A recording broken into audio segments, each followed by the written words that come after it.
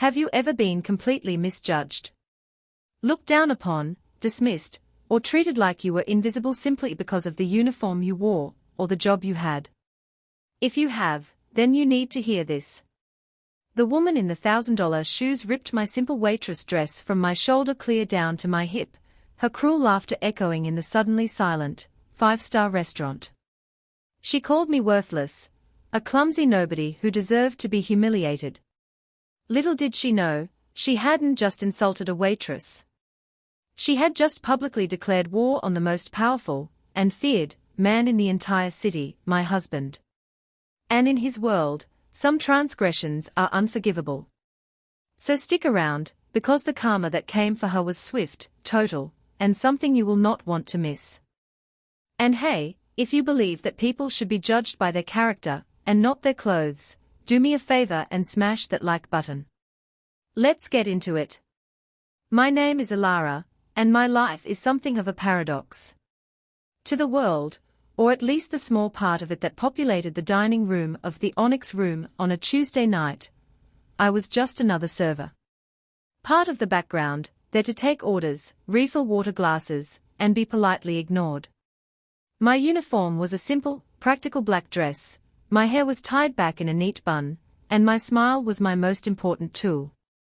I liked the work. Honestly, I did. It was real, it was grounding. It was a world away from my other life, the one where I lived in a sprawling penthouse overlooking the city, where my clothes were couture, and where my husband's name was spoken in hushed, reverent tones. My husband is Marcus Thorne. If you live in this city, you know the name. He's not a politician or a celebrity.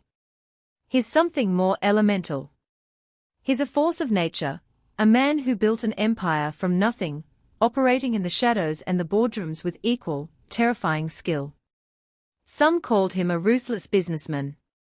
Others whispered darker, more dangerous labels. They called him a king, a shark, the black mafia boss of the city's intricate underworld. And while the papers never proved a thing, the fear and respect he commanded were undeniable. He owned shipping companies, tech startups, real estate, and, yes, a string of the most exclusive restaurants in the country, including the Onyx Room. But to me, he was just Marcus. My Marcus. The man who would trace the lines on my palm and tell me they led him home. The man whose deep, rumbling laugh was reserved only for me. The man who saw me, truly saw me, when I was working at a greasy spoon diner, long before he had his empire, and I was just a girl with tired feet and big dreams. He never wanted me to forget where I came from, and neither did I. That's why I worked at the Onyx Room twice a week. It was our secret. The general manager, Mr. Henderson, was the only one who knew. To everyone else, I was just Alara, the quiet, efficient waitress. It kept me grounded, connected me to people, and reminded me that kindness costs nothing. It was a lesson Marcus believed in, even if his methods of enforcing it were extreme. That night, the restaurant was humming with the low thrum of wealth and power. Crystal glasses chimed, silverware scraped gently against porcelain, and conversations were a soft murmur. I was in my element, gliding between tables, anticipating needs, finding a quiet satisfaction in a job well done. Then, she walked in. Her name was Veronica Vance, a name that was becoming increasingly common in the city's gossip columns. She was new money, the daughter of some tech mogul, and she wore her wealth like a weapon. Her dress was a sliver of white silk that probably cost more than my car, her jewelry dripped from her like frozen tears, and her expression was one of permanent disdain. She was flanked by two equally arrogant friends, and they surveyed the opulent dining room not with awe, but with the boredom of people who believed it was all their due. They were seated in my section. From the moment she sat down, Veronica was a nightmare. She snapped her fingers to get my attention, a sound that made my skin crawl. She sent back her water 3 times, claiming she could taste the poverty of the city's pipes. She scoffed at my description of the specials and spoke to me while looking at a point somewhere over my shoulder, as if addressing me directly was beneath her. I maintained my professional smile, my voice calm and even. I had dealt with difficult customers before. The trick was to remain a placid lake on the surface, no matter how much they thrashed and screamed underneath. The chef recommends the seared scallops with a saffron risotto, I said gently. She flicked her wrist dismissively. I'll decide what the chef recommends. Bring us a bottle of the Chateau Margaux. The 95. And don't be slow about it, her tone implied I might trip over my own feet and drop it. I simply nodded. Of course, the wine alone was $5,000 a bottle. I retrieved it from the cellar, presented it with practiced grace, and poured it for her to taste. She made a theatrical show of sniffing and swishing it, finally giving a curt nod of approval before immediately turning back to her friends, dismissing my existence once more. The meal progressed in a similar fashion. Every interaction was laced with her condescension. Her friends giggled at her snide remarks, whispered just loud enough for me to hear. "Can you believe they let people like that work here?" one of them murmured as I cleared their appetizer plates. I felt a familiar heat rise in my cheeks, but I pushed it down. This was temporary. This was my choice. I was more than this uniform, more than her judgment. I was Alara Thorne, and this woman was nothing more than a gnat, a momentary annoyance in my otherwise beautiful life.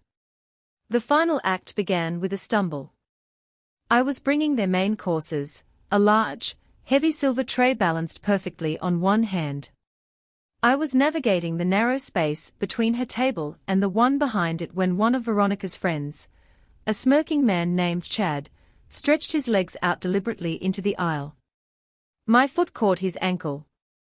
For a split second, time seemed to slow down. I felt the tray tilt, my carefully constructed balance shattering. With a surge of adrenaline, I managed to shift my weight, saving the plates from crashing to the floor in a cacophony of shattered porcelain and ruined food. I saved everything, except for a single, tiny droplet of red wine reduction sauce that flew from the edge of a plate and landed squarely on the pristine white sleeve of Veronica Vance's silk dress. It was a minuscule dot, no bigger than a ladybug. The room didn't notice. But Veronica did.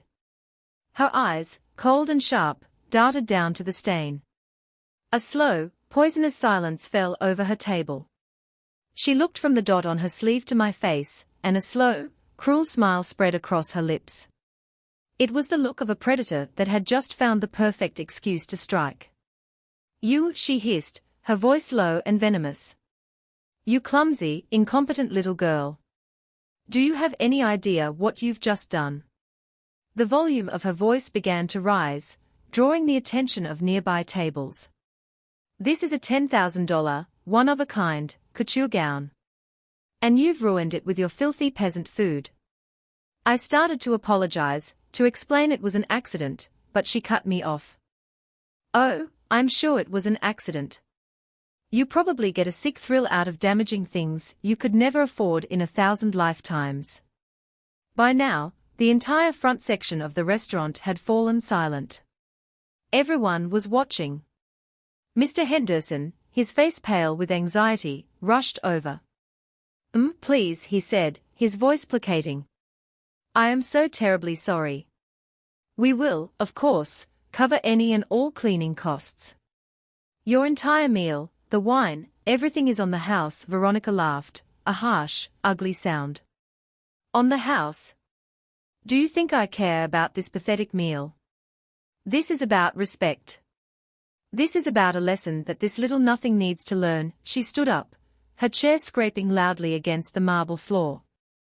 She was taller than me, and she used her height to loom over me, her eyes blazing with manufactured rage. I stood my ground, my heart pounding but my expression calm. I would not give her the satisfaction of seeing me crumble. "A lesson," she repeated, her voice dripping with venom. She looked down at my simple black uniform. "You ruined my dress. It seems only fair that I ruin yours." Before I could react, before Mr. Henderson could intervene, her hand shot out. She grabbed the collar of my dress, her long, manicured nails digging into the fabric. I gasped, stumbling back, but she held on tight. Let go of me, I said, my voice quiet but firm.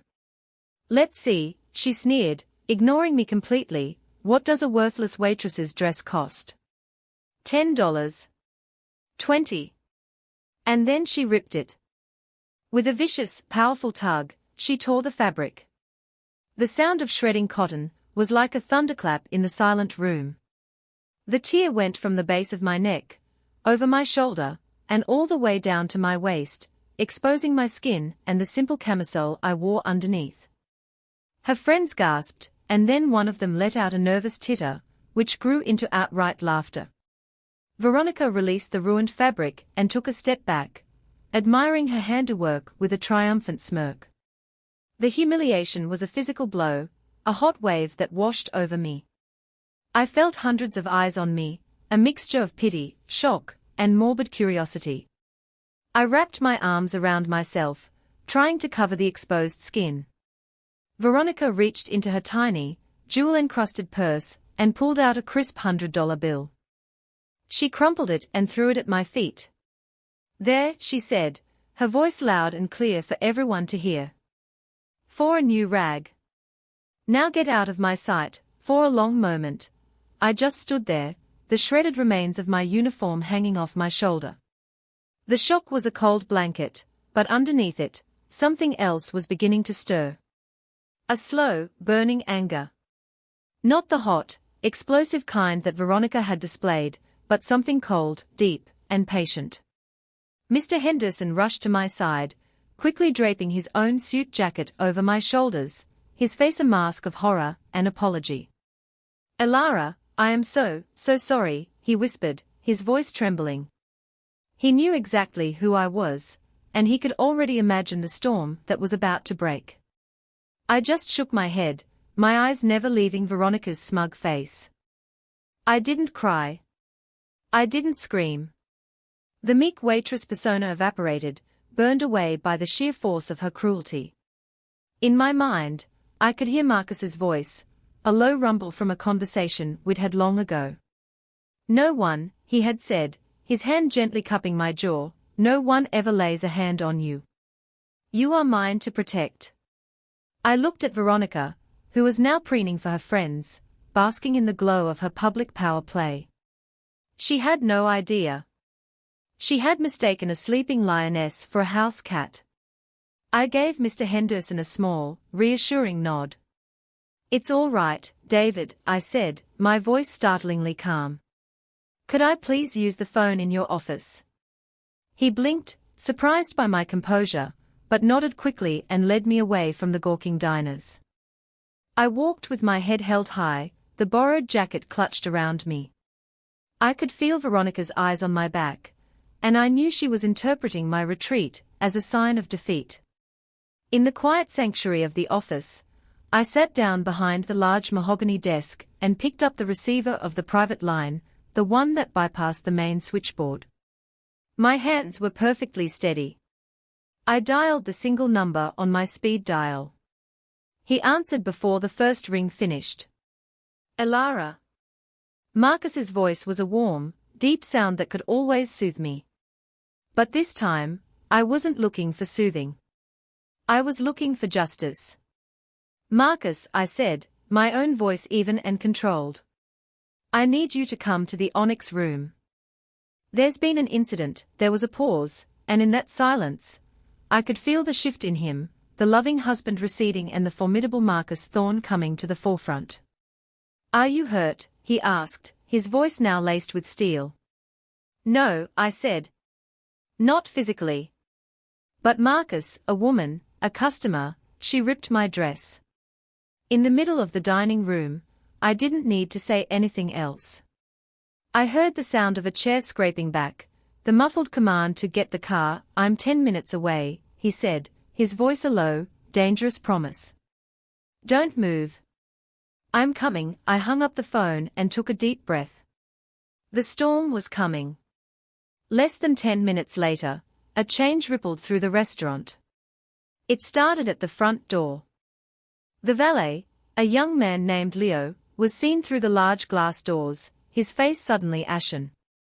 The hostess stand became a flurry of panicked whispers. A palpable tension seeped into the room, silencing the remaining chatter. Then, the grand oak doors swung open. Marcus Thorne stepped inside. He was not a large man, but he had a presence that consumed a room. He wore a perfectly tailored charcoal suit, no tie, the top button of his crisp white shirt undone.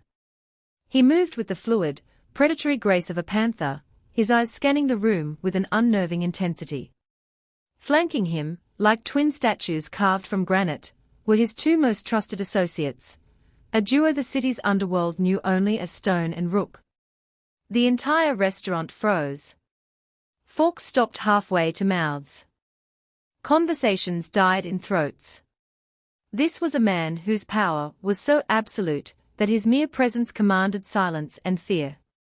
Veronica and her friends, who had been laughing and celebrating their victory, fell quiet. Veronica's eyes widened, a flicker of feminine appreciation in her gaze, as she took in the raw power emanating from the man at the door. She clearly thought he was some celebrity or dignitary, someone to impress. Marcus's gaze swept past the tables of gawking millionaires and politicians, ignoring them as if they were furniture. His eyes found me, standing near the entrance to the kitchen with Mr. Henderson. The icy mask of his public face melted for a fraction of a second, replaced by a wave of concern. He crossed the room in a few long strides, his expensive leather shoes making no sound on the marble floor. He came straight to me, his focus so complete it was as if no one else existed. He gently tilted my chin up, his thumb brushing my cheek. The jacket had slipped, revealing the top of the tear in my dress. His eyes narrowed, and the temperature in the room seemed to drop another 10 degrees. "Are you all right, Kara MIA?" he murmured, his voice a low rumble meant only for me. I nodded, leaning into his touch for a brief moment. "I'm fine," he gave me a look that said, "We'll discuss that later," before turning his attention to the rest of the room. His gaze landed on Veronica's table. Veronica, seeing his attention now on her, plastered a brilliant, flirtatious smile on her face. She stood, smoothing down her designer dress. "Thank goodness, someone in charge," she said, her voice dripping with faux distress.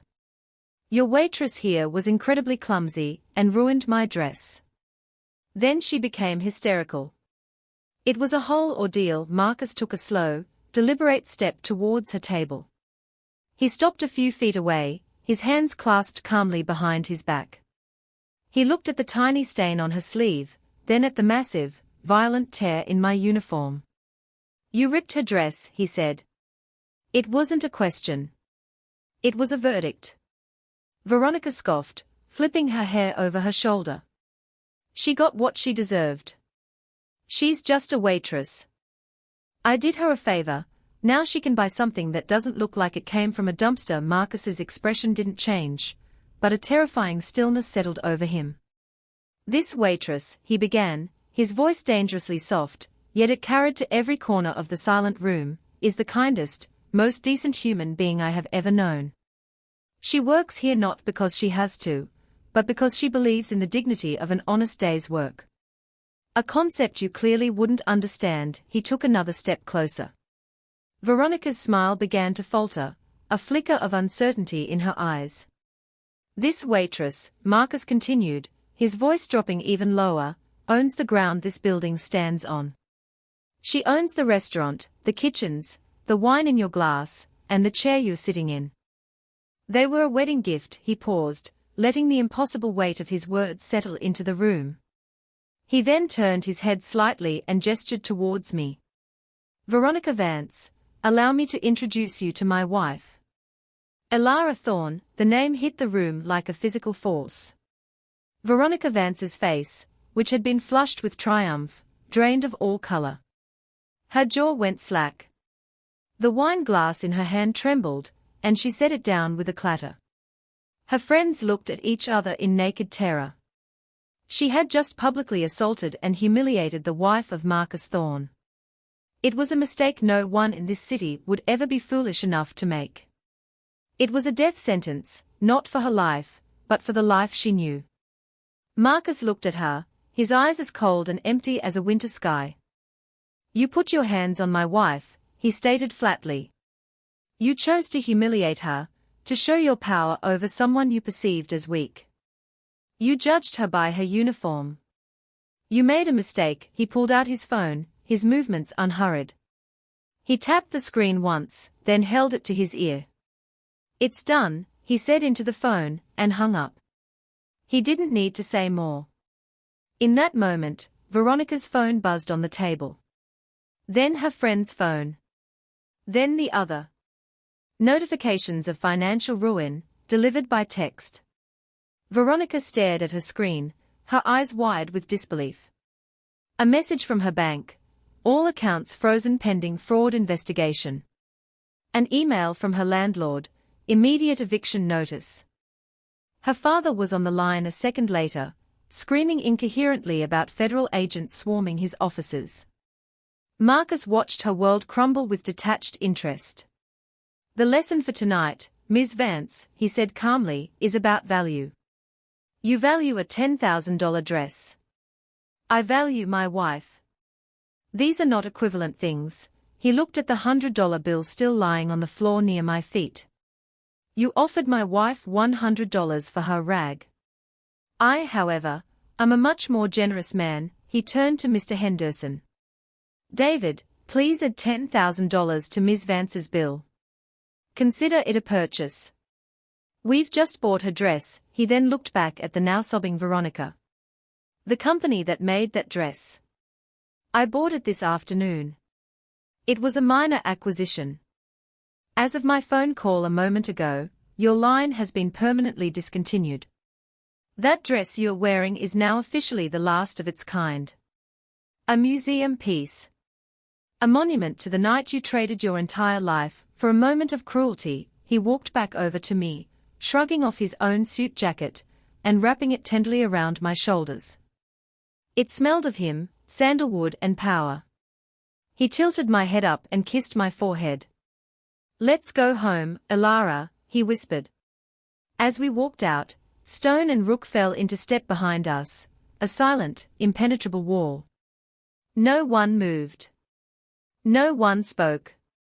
We left Veronica Vance a ghost in the ruins of her own making, a pariah in the very world she had been so desperate to conquer. What do you guys think? Was Marcus's response too much, or was it the perfect dose of karma? Let me know your thoughts in the comments below. And if you believe that kindness should always be our default setting, don't forget to subscribe and share this story. You never know who you might be talking to.